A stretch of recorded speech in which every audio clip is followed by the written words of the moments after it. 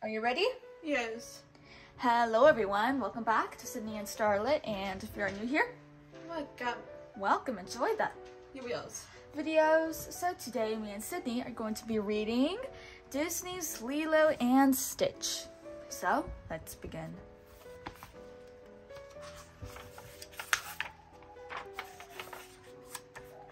In a far-off galaxy, an alien scientist named Jumba had created a strange creature called Experiment 626. Because 626 was always destroying things, he was being sent to prison by the Grand Councilwoman. But 626 managed to escape. Now 626 was headed for Earth. The Grand Councilwoman sent Jumba and Pleakley, another alien, on a mission to capture 626 and bring him back. Meanwhile, on Earth, a 5-year-old Hawaiian girl named Lilo was also on a mission. She was feeding a peanut butter sandwich to a fish named Pudge. Lilo thought it was very important to do this because she believed Pudge controlled the weather. Unfortunately, Lilo was now late for her hula dance lesson. Lilo rushed into her class, dripping water on the floor. Her classmates began to slip and slide. "Stop! Stop!" cried the hula instructor. He asked Lilo why she was late and wet. The little girl tried to explain about Pudge. "You're crazy," said Myrtle, one of Lilo's classmates. Lilo pounced on Myrtle. The instructor quickly pulled them apart. The instructor called Lilo's sister, Nani, to take Lilo home. Nani was Lilo's only family, but when Nani arrived, Lilo had already left. Nani panicked because a social worker was arriving this afternoon to decide whether Lilo could continue to live with Nani. But Lilo was already at home listening to Elvis Presley music. She was sad because none of her classmates wanted to be her friend. Lilo was so upset she locked her sister out of the house. Nani was still trying to get in when the social worker, Cobra Bubbles, arrived. Once inside, the visit went from bad to worse. Cobra told Nani that she had 3 days to prove that she could take care of Lilo properly. Otherwise, Lilo would be taken away. Later that evening, Nani and Lilo were talking in Lilo's room. Suddenly, something lit up the sky outside. "A falling star!" Lilo shouted excitedly. She pushed Nani out of her room. Lilo wanted to make a wish in private. But Nani still listened as Lilo whispered, "It's me again. I need someone to be my friend. Maybe send me an angel, the nicest angel you have." But what Lilo had really seen was 626's spaceship crashing into Earth. 626 stepped out of the smoking crater. He cackled with delight. He headed down a dark road only to be run over by some trucks and knocked out. When he woke up the next morning, none of the worse for wear, the indestructible 626 found he was in an animal rescue home. Before long, he realized that Jumba and Pleakley were after him. That same morning, Nani and Lilo went to the animal rescue home to find a pet. Nani hoped it would cheer Lilo up. When Lilo came in, 626 tried to look as much like a dog as he could.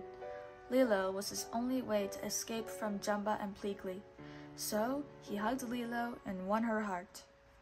"What is that thing?" Nani cried when she saw 626.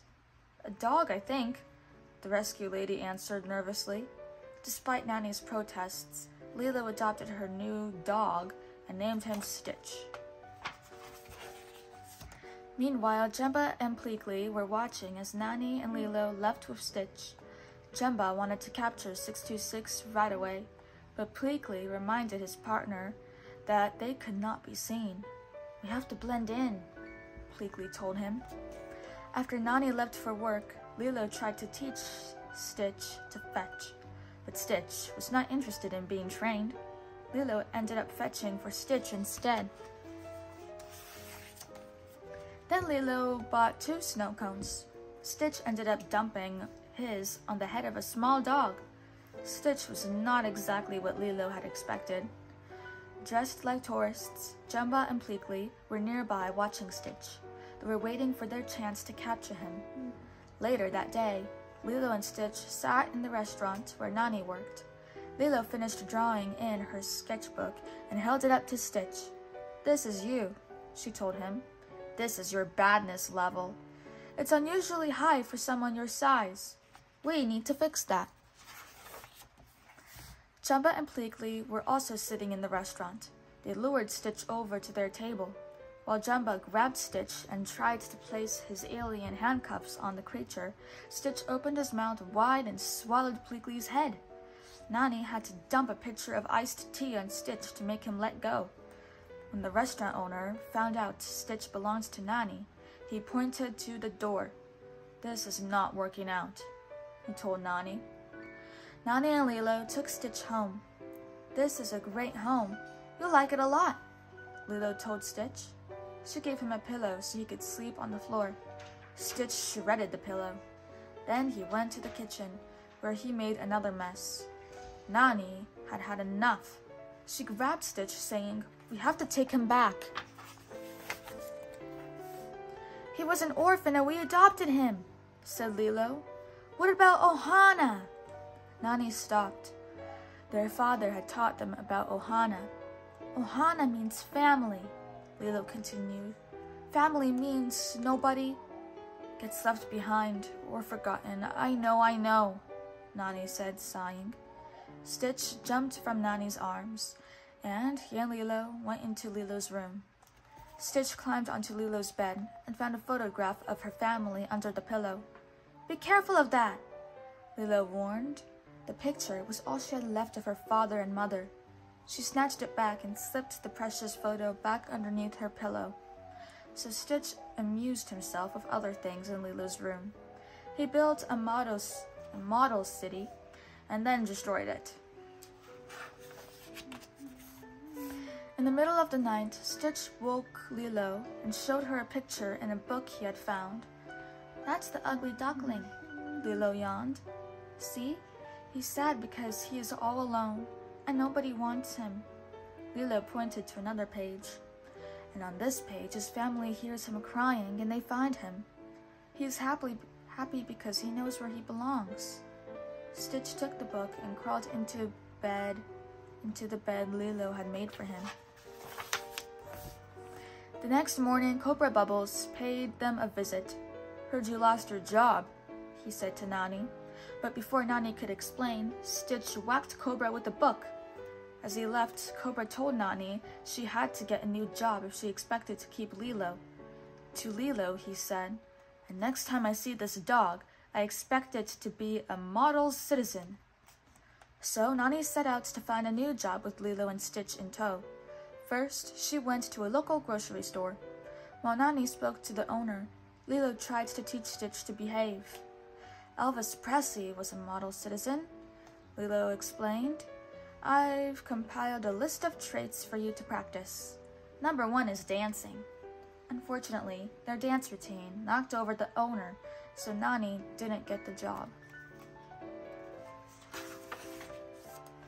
While Nani tried to get a job at a coffee shop, Lilo continued with Stitch's lessons. "Number 2, Elvis played guitar," she said as she handed Stitch a ukulele. But when Stitch played the instrument, the piercing high notes shattered glass. Nani didn't get that job either. Finally, as Nani tried to get a job as a lifeguard, Lilo prepared Stitch for his last lesson. "Time to bring it all together," she told him. Stitch began to play his ukulele. Tourists began to crowd around him to take pictures. But their camera flashes upset Stitch, who caused a commotion. Nani, once again, did not get the job. Everything had gone wrong. The unhappy sisters sat down on the bench. David, a friend of Nani's, saw them. To cheer them up, David suggested they all go surfing. The group headed for the waves. Once she began to surf, Nani forgot all her troubles. Stitch clapped his paws, and David and Lilo laughed as they enjoyed the waves. For a little while, everyone was happy. But as Nani, Lilo, and Stitch rode a large wave, Jumba sneaked up behind them. Jumba grabbed Stitch and pulled him under the water. Desperate, Stitch grabbed Lilo and began dragging her down. David and Nani pulled Lilo to safety, never noticing the aliens. Stitch finally won his struggle with Pleakley and Jumba, but he was exhausted. Luckily, David went back and rescued Stitch.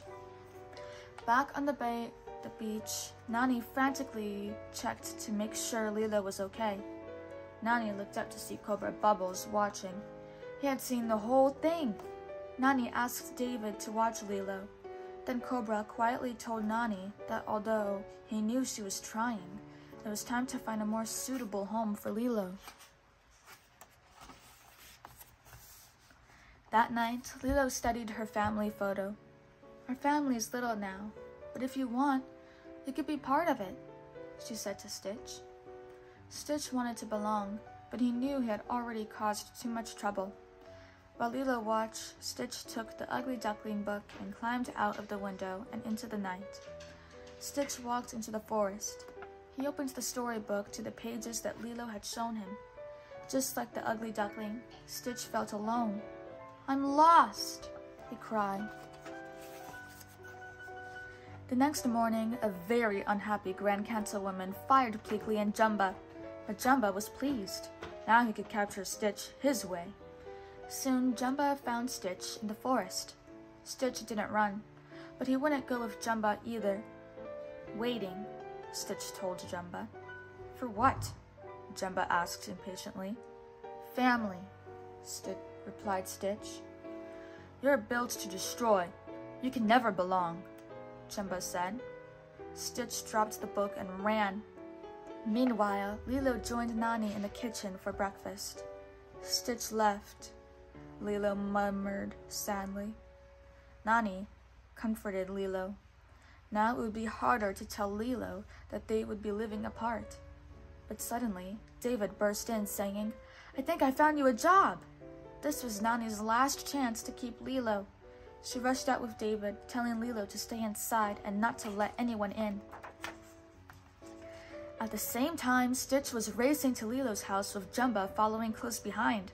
Stitch slipped through the dog door. Jumba crashed through the front door. Frightened, Lilo called Cobra Bubbles. "Aliens are attacking my house! They want my dog!" Jumba and Stitch fought so hard they destroyed the house. Meanwhile, Nani got the job at the general store down the street. As she left, a fire engine shrieked past. Fearing the worst, Nani raced home. Cobra Bubbles was already there. Lilo was in his car. Nani begged Cobra not to take Lilo from her.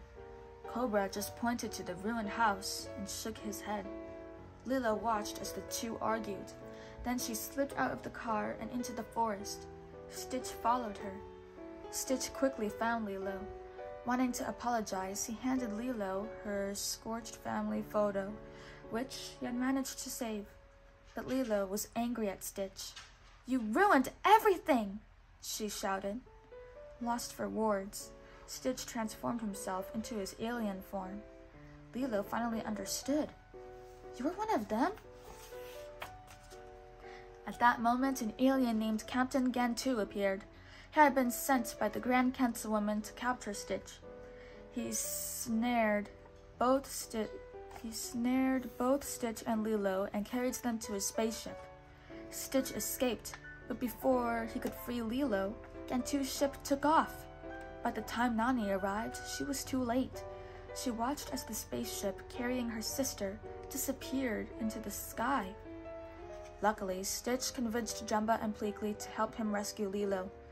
Soon, Nani and the three aliens were in Jumba's spaceship battling Captain Gantu. After a wild chase, Stitch was able to free Lilo. Jumba landed his spaceship on the waves behind David, who was surfing. David gave them all a ride to shore on his surfboard, though it took a few trips. But their travels were not over. Cobra Bubbles was waiting on the beach for Lilo, and alien troops were waiting for Stitch. The Grand Councilwoman ordered the troops to place Stitch on her ship. Stitch asked if he could say goodbye to Lilo. The councilwoman was shocked. "This is my family," Stitch explained. "I found it all on my own. It's little and broken, but it's still good." Then Lilo showed Stitch's adoption papers to the Grand Councilwoman. A stickler for rules, she agreed to let Stitch stay on Earth with Lilo, and Cobra Bubbles decided Lilo could stay with Nani. Jumba and Pleakley stayed on Earth too. Along with David and Cobra Bubbles, they became part of Lilo's new family, where no one ever gets left behind. The end. So that is it for today, everyone. I really hope you all enjoyed it, and we'll see you all next time. Bye-bye. Bye-bye. Pick out your favorite page.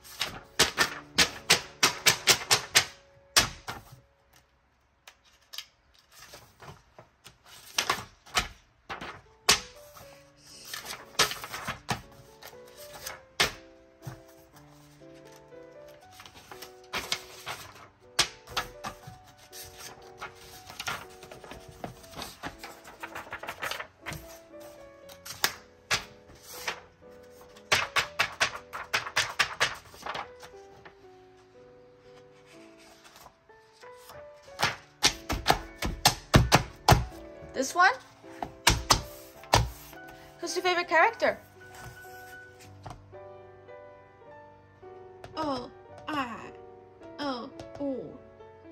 Yeah, A-T.